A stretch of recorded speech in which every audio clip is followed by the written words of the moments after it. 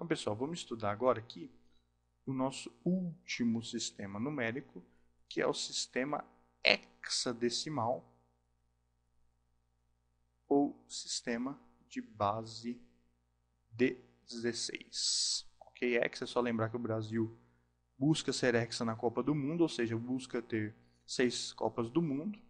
E decimal, lembra, base 10, né?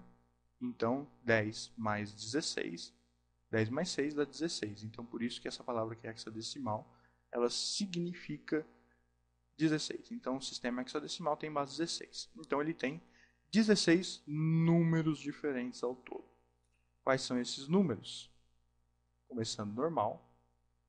0, 1, 2, 3, 4, 5, 6, 7, 8, 9. Tá ok? E aqui ela não vai para o 10. Tá? Ela não vai para o 10.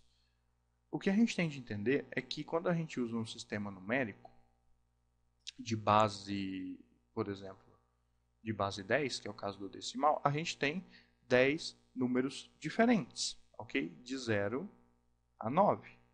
Quando a gente usa um sistema de base 8, octal, a gente tem 8 números diferentes, de 0 a 7, tá ok? Então são 7 números, são 8 números diferentes aqui, são 10 números diferentes aqui. Então aqui eu tenho que ter 16 números diferentes. Se eu colocar aqui depois do nome 10, o 10 já não é um número diferente, porque eu estou usando dois números aqui, o 1 e o 0, que já existem no sistema. Tá?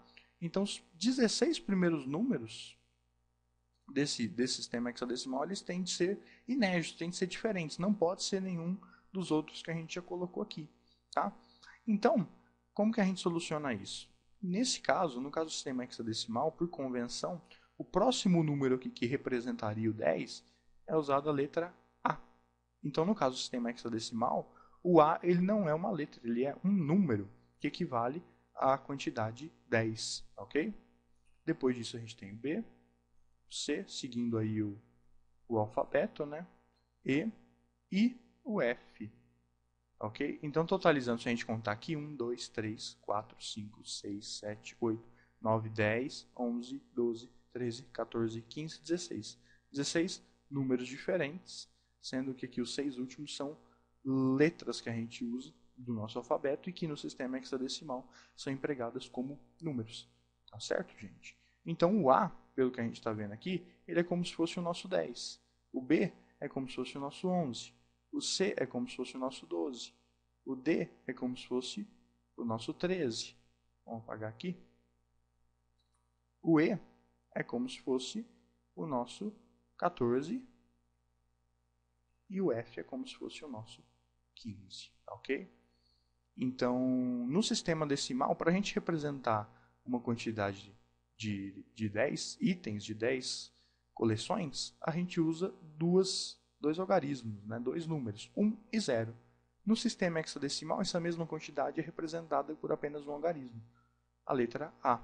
Ok? Então, por exemplo, eu tenho 10 casas, quem me dera. Né? Essas 10 casas, né? Então a gente pode vir aqui desenhar as casinhas, todas elas, né? 5 aqui em cima, a gente pode fazer 5 aqui embaixo, meio sem decorar muito. Tem 10 casas. No sistema decimal, eu diria que isso aqui equivale a 10. Tá ok? 10 na base 10.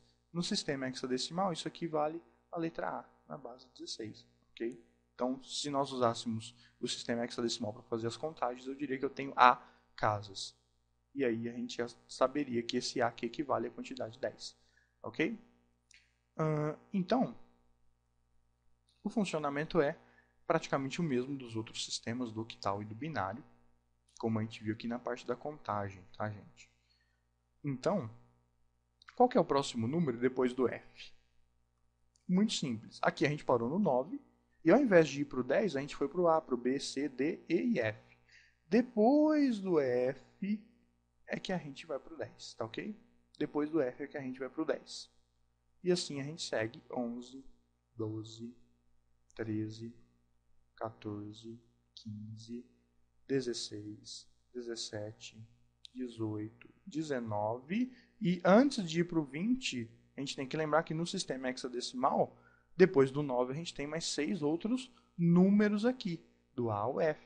Então, depois do 19, ao invés da gente já colocar o 2 aqui para fazer o 20, não. Depois do 19, continua no 1A. Ok? Aqui a gente foi 1, 8, 1, 9, e depois do 9, 1A, 1B, 1C, 1D, 1E e 1F. 1B, 1C, 1D, 1E e 1F. E aí sim, a gente vai para o 20. Mesma coisa, tá? Quando a gente chegar no 29, ao invés de ir para o 30, a gente vai para o 2A, 2B, 2C, 2D, 2E e 2F para só então ir até o 30. Ok, gente? Então, o sistema hexadecimal, ele tem essa peculiaridade aqui, ele é um pouco mais estranho para a gente, talvez um pouquinho mais difícil de assimilar do que o sistema octal e talvez até do que o sistema binário, porque ao contrário dos outros sistemas, o hexadecimal ele possui números, no caso aqui letras, né, a mais que o nosso sistema e não a menos, como no caso do octal e do sistema binário. Tá? Então talvez a assimilação seja um pouquinho mais demorada, mas nada que com o tempo a gente não consiga tirar de letra tudo isso. Ok, gente? E para a gente finalizar essa videoaula aqui, vamos falar um pouquinho sobre qual é a aplicação do sistema hexadecimal. Para quem lembra a aplicação que a gente deu para o sistema octal, lá há 2 ou 3 videoaulas aí, né? A aplicação do sistema hexadecimal, como foi citado naquela videoaula, é a mesma do sistema octal, ok? Tem a mesma aplicação praticamente, que é também uma maneira de se representar números binários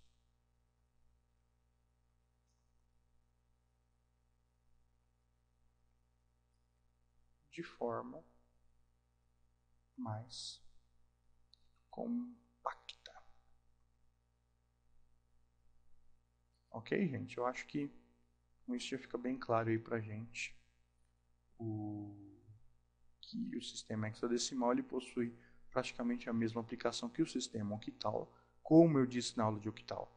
Mais algumas videoaulas a gente vai entender isso aqui, tá? Como que essa representação é feita, e a gente vai dar uma explicação mais detalhada, vai dar exemplos, né?